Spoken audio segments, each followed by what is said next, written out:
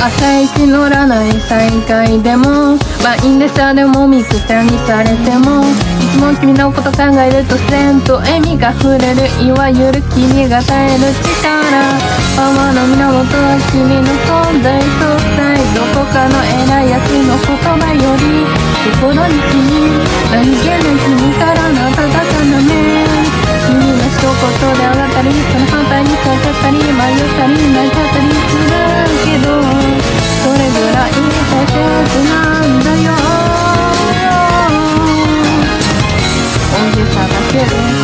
一秒が思い出に変わってくんだ。変わらない思いを今日から月火水木金土に君を笑顔にできるように、いつでもいつまでもずっとそばにいるよ。世界中どこ探したって絶対見つからないんだって、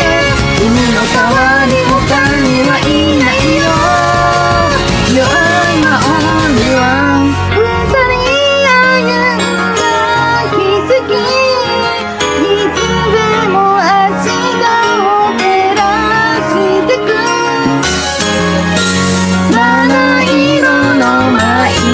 日へ、二人なら奇跡だって超えてゆけるはずだから、これからも月火水木金土に